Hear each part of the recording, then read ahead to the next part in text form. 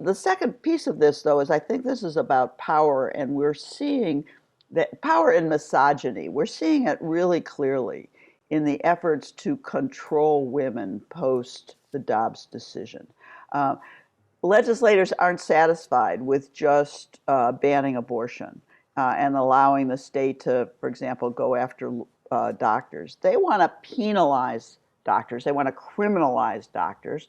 They want to criminalize women who have abortions. They want to criminalize people who help women. They want to stop information about your options, even if it's legal in the next state. States like Texas, states like Oklahoma, basically say, not only can't you travel to a safe state, but we won't even let you provide information. And her prediction came true. If anyone was going to call it, it would be Kathryn. She spent her career arguing on behalf of women who need abortions and also argued 2 abortion cases in the Supreme Court, including the 1992 Planned Parenthood versus Casey, which is credited for saving Roe versus Wade. She founded the Center for Reproductive Rights and co-authored a book on the topic with Julie F. Kay called Controlling Women, What We Must Do Now to Save Reproductive Freedom. So who better to discuss how the United States arrived at this point, what it means for women across the country and further afield? What could a post-Roe world look like? And how could that decision impact on other countries across the world as well? As it's a warm welcome to Times Radio, Kathryn Kolbert. Thanks, Kate. It's great to be here. Thank you for joining us. You predicted so accurately there that Roe versus Wade would be overturned. How were you able to be so certain about it, Kathryn?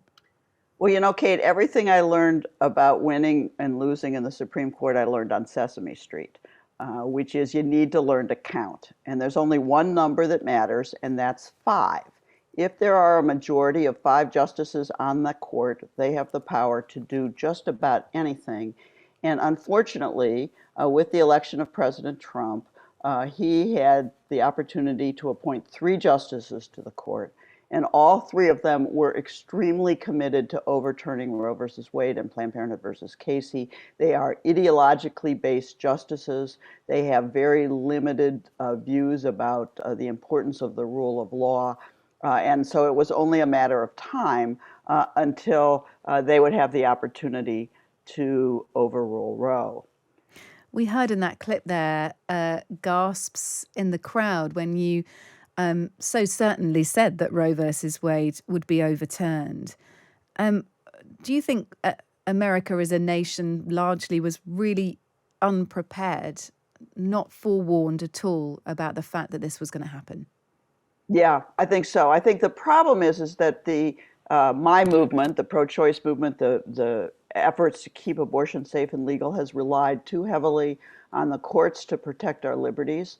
Americans believe the courts would always do the right thing. Most people in this country have grown up at a time in which abortion was safe, legal, available, and just relied upon that to regulate their lives. And so it came as a big shock. For older women, I'm now 70, and abortion was illegal when I was growing up. But by the time I got to college, I went to college in New York State. By that time, abortion was legal. And so anybody older than me understands the difficulties, the havoc that this decision makes. But younger people, and frankly, the vast majority of Americans, had no clue, not only that the right to choose abortion would be eliminated, but that it would affect so many other aspects of making decisions during a pregnancy and pregnancy-related health care. Yeah, we'll talk more about the kind of wider remit of this. In terms of the origins of opposition to abortion and the reason why it was so important, why Roe versus Wade was so important, I was speaking to an author of a book about it around a month or so ago, and she was saying actually some of the activism around here from the pro-life people who are largely religious conservatives sort of came from a point of religion. It was that this was the most tangible area for them to be able to stamp their conservatism and their religion. I don't know whether you would agree with that, the kind of true origins of Roe versus Wade.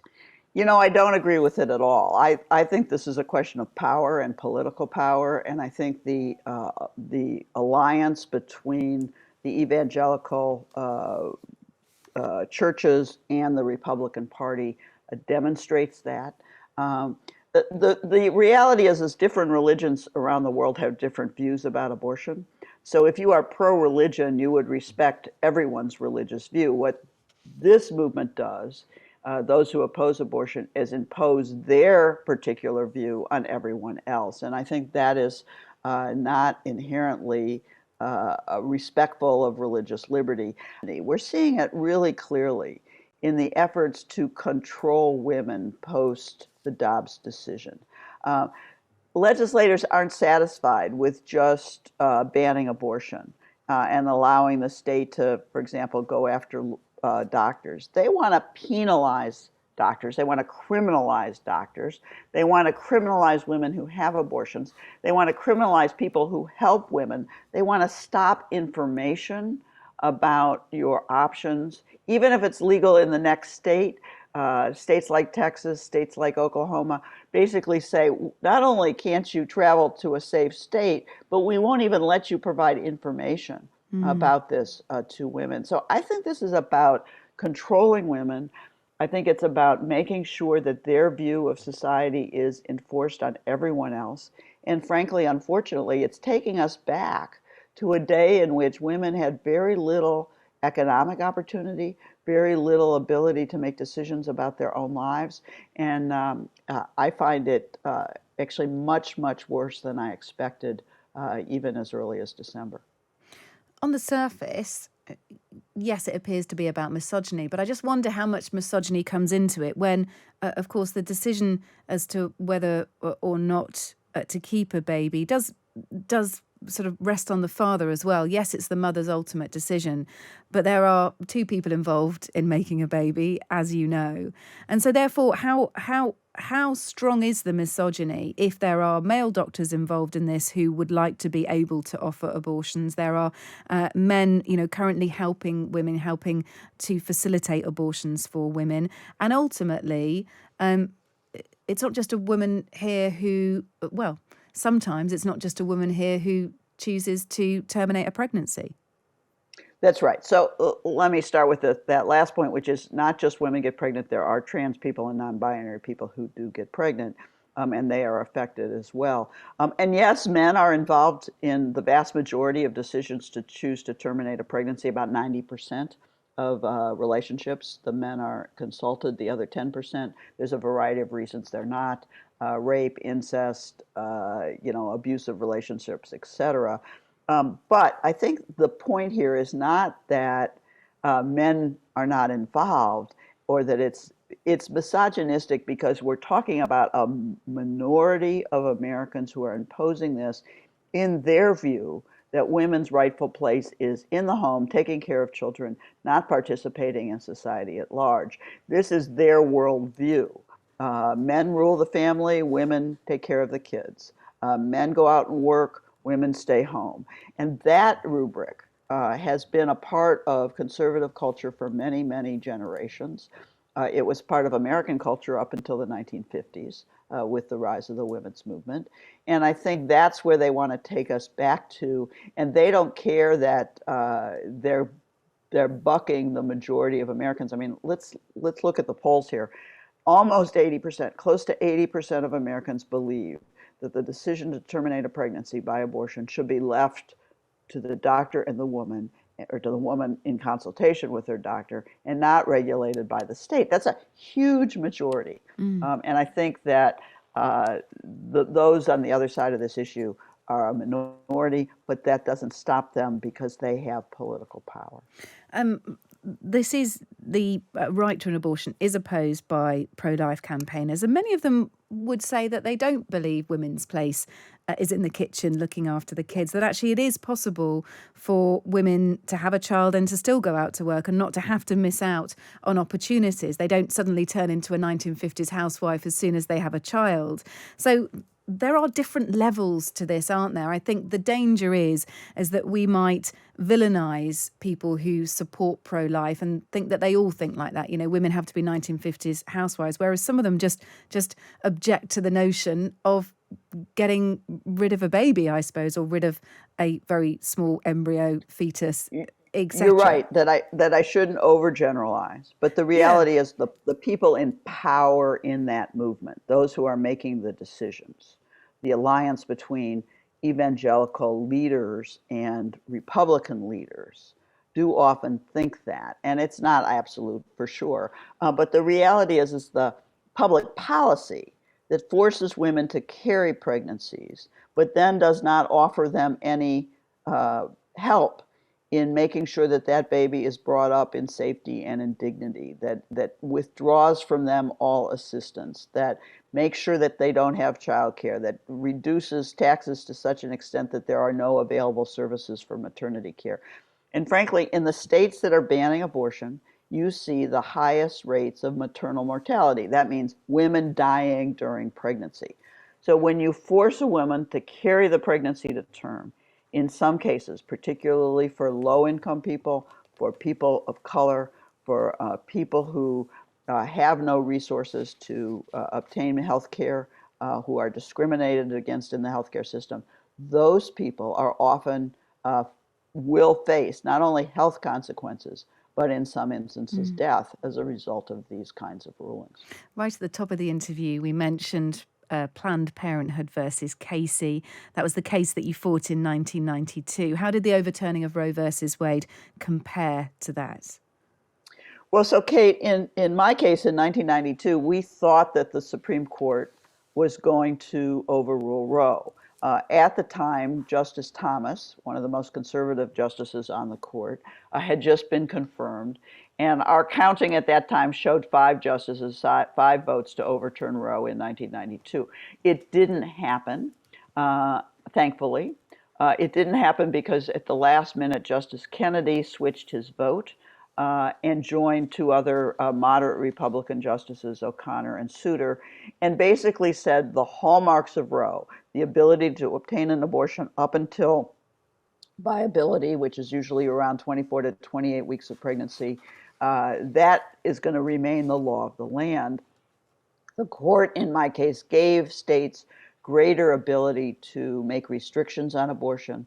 And over the 30 years since then, we've seen more and more states, as they became controlled by the Republican Party, become more and more conservative, and the conservative courts have upheld those restrictions. So even under Casey, in the last about 10 or 12 years, we've seen many women, particularly Black and brown women, women who live in rural areas, women who are young, be unable to obtain abortion services in many, many states. Tell us a bit about your life and at what point you became attuned to feminism and women's rights. Well, you know, Kate, I think I probably was a little late to all of this. I started working as a lawyer in the housing arena, and then very early on in my career started doing family law. So I got attuned to some of the issues, particularly around battered women, very early in my career.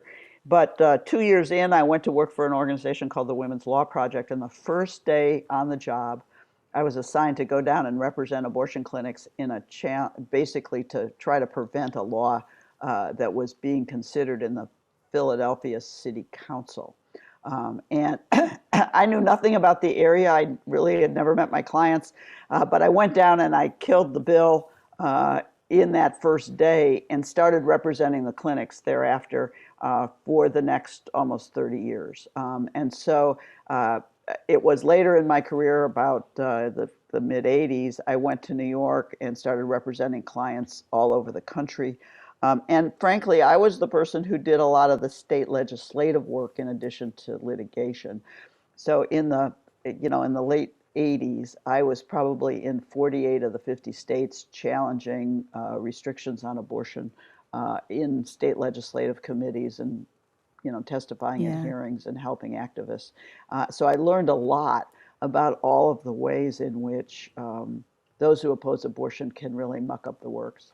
And that's what we might misunderstand over here, actually, that the overturning of Roe versus Wade hasn't come out of nowhere, that over the last decades there have been continual fights and objections and attempts to try and minimise the right to have an abortion. It's been going on for years in the US and also in other countries as well. It's certainly not sort of come out of nowhere, has it? That's right. I mean, this has really been a part of what happened directly after Roe. Those who oppose abortion started passing statutes that affected young women, that affected poor women from as early as the mid 70s, and they continued to push. I think the greatest thing I can say about their movement is they are incredibly persistent. They work really, really hard. They are what I think of as single issue voters, which means that they only vote on this issue.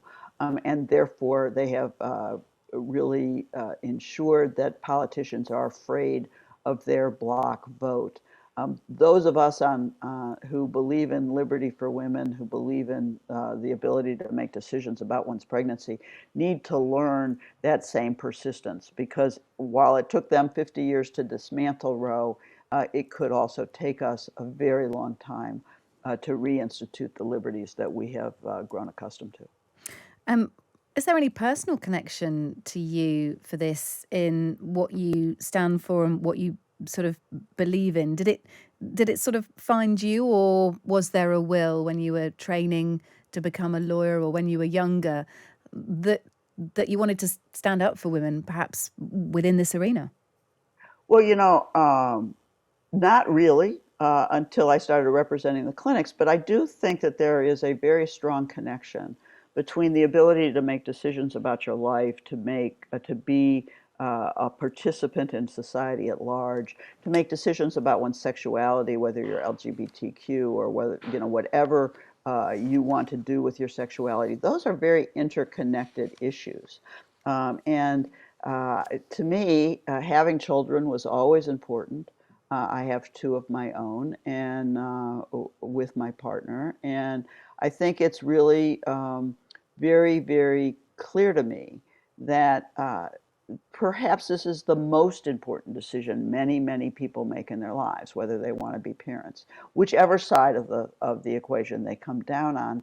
And so the ability to do that in a way that safeguards their health, ensures that their life is meaningful, is really an important liberty that's probably akin to just about any important liberty, as important as free speech, as important as the ability to be religious, as important as the right to travel. All of those things are part of our heritage, and I think the real disappointment with the Dobbs decision is that the Supreme Court just threw it out willy-nilly based on their own political, ideological views, and not only undermined what I think of as principles of stare decisis and the rule of law, but more importantly, undermine the integrity of the highest court in our land. Mm-hmm. It does extend further. I mean, there are various countries in Africa where we're likely to see reverse progress on abortion. In the UK, I mean, abortion's only decriminalised in over here. It was only fully legalised in Northern Ireland in 2020. We know that there are increased numbers of protests and protesters outside some abortion clinics in Scotland. How does this sit further afield with the right of a woman to be able to access an abortion? Well, unfortunately, the U.S. Justice system has been a model for other countries around the world. We hope that they don't copy this particular decision or kind of the direction of this court. But yes, it has been an influence, and frankly, those who oppose abortion want to spread their views all around the world. But we're also seeing some really amazing activism on the part of people who support abortion rights in Poland, in Argentina, throughout Latin America, in Mexico. We've seen liberalizations. The Irish experience is a really good example of what happens when you ban abortion in a country. And, many of your listeners, I'm sure, remember the days in which Irish women were coming to the UK to have abortions because they weren't available at home. So we've seen what happens when totalitarian regimes, think about Ceausescu in Romania. We see what happens when totalitarian regimes decide to impose their views on women's reproduction and the ability or to make decisions about pregnancy. And none of that is pretty. It's really, really an alarming trend. And the only way we're going to stop it, frankly, is to stand up and say this isn't okay. You've said that we need to build a badass social justice movement. Just elaborate on that. Well, I'm inspired by the women in Argentina with their green banners and the women in Poland with the lightning on the, lightning insignias, and they're marching in the streets and they're taking on the power in their countries to try to make reforms. That inspires me. I think it's going to take a combination of strategies. It can't just be working in the streets. It also has to be a political strategy that focuses in the U.S. on the states, because that's the locus of power, and on Congress, which ultimately has the power, and at least initially, to ensure that states that ban abortion cannot do so. There's right now pending the Women's Health Protection Act in Congress. It's been passed by the House, but unfortunately, there's not enough votes in the Senate. Yeah. So we need an additional 2 senators who are willing to throw out the filibuster, which is a, arcane rule in the Senate that it's going to take a lot for that to happen. We have loads of discussions. I do a special US politics panel every week, and so much is stymied, really, because of that. And it's not just issues of abortion and reproductive rights. There's also, so much in terms of gun law. It goes on and on and on, really. Exactly. Do you think that the Democrats have done enough so far to try and make an impact? I think they're trying. I mean, Kate, here's the problem. If no one believed this was going to happen, it's going to take a while to activate them once they see that it did. Young people, again, people in their 20s and early 30s who are most affected by these rulings, are just waking up to politics. They haven't really been involved at huge numbers in the past. And so, yes, it will take a while to activate them. Yes, I think the Democrats are trying very hard to make that happen. There's a lot of people who want to give Biden a bum rap on this, but he's pretty much done everything he can do as the president. He doesn't have a lot of power in this area. So I think we should put the blame where the blame is, which is the appointment of 3 ultra-conservative ideological justices to this court and state legislators that are controlled by ideologically based Republican politicians who really want to impose their views on the rest of us. Yeah, listen, thank you so much for speaking to us. Reproductive rights lawyer Kathryn Kolbert, thank you. And Kathryn...